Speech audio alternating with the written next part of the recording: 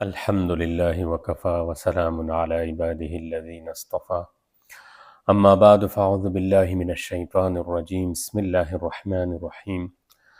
قال الله سبحانه وتعالى قل هل يستوي الذين يعلمون والذين لا يعلمون صدق اللہ العظیم۔ شوال کا مہینہ ہے، ابھی چند دنوں بعد دینی مدارس کے داخلوں کا سلسلہ شروع ہوگا، تو ہم میں سے ہر ایک بندہ یعنی ہر ایک مسلمان یہ عزم کرے، ارادہ کرے کہ انشاءاللہ تعالی میں اپنی اولاد میں سے ایک بیٹے کو یا نواسے کو یا پوتے کو نیت کر لے کہ انشاءاللہ ایک بندہ ہم علمی دین حاصل کرنے کے لیے فارغ کریں گے۔ بہت بڑی فضیلت ہے اور بہت بڑی خوش قسمتی ہے کہ جن کا علم الہی کے ساتھ تعلق ہو جائے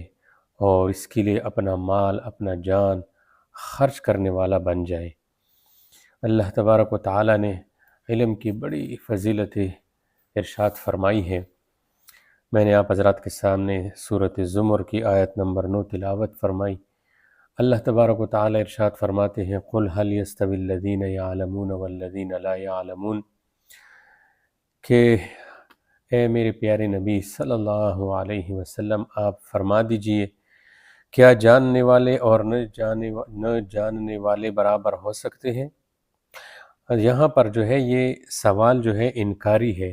کہ یہ دونوں برابر، یہ دو طبقے برابر نہیں ہو سکتے۔ تو جو اللہ کی صفات جلالی اور جمالی کو مانتے ہیں اور اس کے عذاب سے ڈرتے ہیں اور اس کی رحمت سے امید بندھے ہوئے ہیں، اور دوسرا طبقہ جو یہ سب کچھ نہیں جانتے اور نہ کرتے ہیں، تو سوال کیا جا رہا ہے کہ دونوں طبقہ برابر ہو سکتے ہیں، تو جواب نفی میں ہوگا کہ نہیں۔ بعض اہل علم نے فرمایا کہ یہ جملہ تاکیدی تو ہے لیکن بطور تنبیہ کے لیے ہے۔ کیا مطلب؟ کہ جس طرح عالم اور جاہل برابر نہیں، تو اسی طرح نافرمان اور فرمانبردار بھی برابر نہیں ہو سکتا۔ کہ اس آیت کے اندر علم اور غیر علم والوں کا برابر نہ ہونا ارشاد فرمایا۔ اسی طرح اہل علم کی شان بیان کرتے ہوئے اللہ رب العزت نے ارشاد فرمایا یرفع اللہ الذین آمنوا منکم والذین اوتوا العلم درجات، کہ اللہ رب العزت تم میں سے اہل ایمان کو اور ان لوگوں کو جن کو علم سے نوازا گیا، اور ان کا کیا کرتے ہیں؟ درجات بلند فرماتا ہے۔ اس آیت میں فرمایا کہ اللہ رب العزت اہل ایمان کے اور اہل علم کے درجات بلند فرماتے ہیں۔ ارشاد فرماتے ہیں سورہ فاطر کے اندر انما یخشی اللہ من عبادہ العلماء،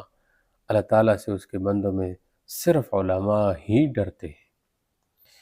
آیت میں ارشاد فرمایا کہ اللہ کی عظمت اور جلال سے آگاہی اور اللہ کی صفات جلال اور کمال سے واقفیت کے لیے خشیت الہی، اللہ سے ڈرنا یہ لازم ہے۔ جو جس قدر زیادہ اللہ کی ذات اور صفات کا علم رکھتا ہے وہ اتنا ہی اللہ تعالیٰ سے ڈرنے والا ہوگا۔ رسول اللہ صلی اللہ علیہ وسلم نے فرمایا کہ عالم کی فضیلت عابد پر ایسی ہے جیسی میری فضیلت تم میں سے ادنا پر۔ اس کے بعد آپ علیہ السلام نے یہ آیت تلاوت فرمائی انما یخشی اللہ من عبادہ العلماء۔ حضرت ابو ہریرہ رضی اللہ تعالی عنہ سے روایت ہے کہ رسول اللہ صلی اللہ علیہ وسلم نے فرمایا کہ قسم ہے اس ذات کی جس کے ہاتھ میں میری جان ہے،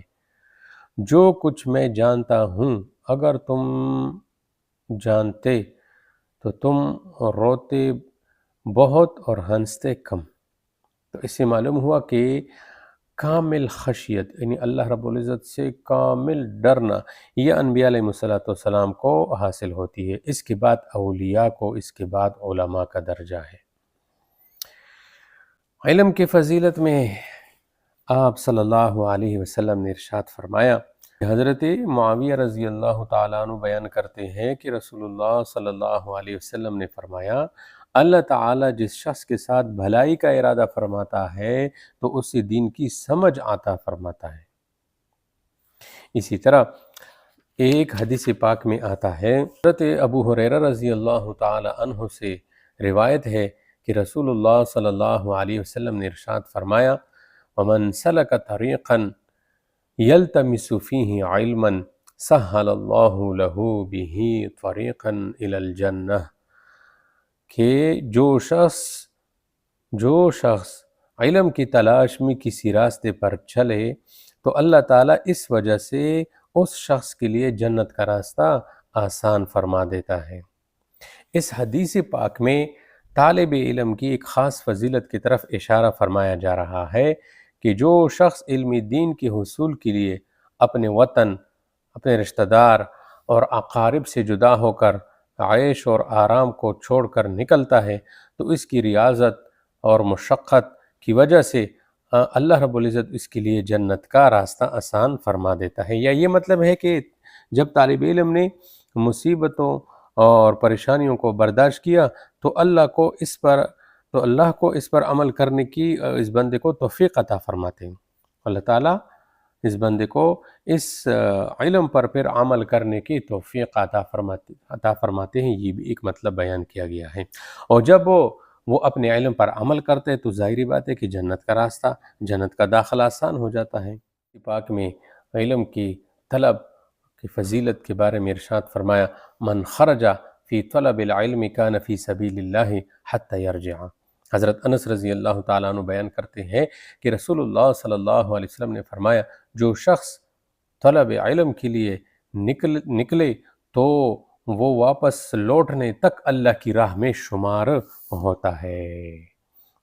حدیث شریف کا مطلب یہ ہے کہ جو شخص تمام آرام کی چیزوں کو ترک کر کے علم دین کے حصول کے لیے جب اپنے وطن کو چھوڑتا ہے، خواہ وہ فرض عین علم کے حاصل کرنے کے لیے نکلا ہو یا فرض کفایہ، ہر دو صورت میں اس طالب علم کو مجاہد فی سبیل اللہ والا ثواب ملتا ہے۔ کیونکہ ایک مجاہد کے سر سے کفن باندھ کر محض اس جذبے سے میدان جنگ میں کودتا ہے کہ اللہ کا دین یا تو بلند ہو جائے یا میں اپنی جان کا نذرانہ جو ہے اللہ کے دربار میں پیش کر دوں، بعینی ہی یہی جذبہ علمی دین کی حصول کرنے والوں کے اندر ہوتا ہے کہ وہ بھی اپنے گھر کو چھوڑتا ہے تاکہ دین کو سیکھ کر دوسروں کو سکھایا جائے اور شیطان کے مکر و فریب سے لوگوں کو محفوظ رکھ کر شیطان کو ذلیل اور خوار کر دے۔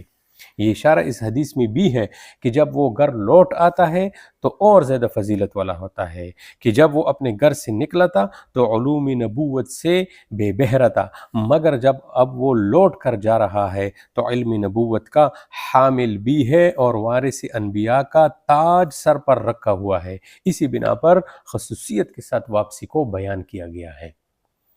تو ہم میں سے ہر ایک بندہ یہ نیت کرے کہ پہلے میں خود عالم بنوں گا، اگر خود نہیں تو اپنی اولاد میں سے جو ہے میں ضرور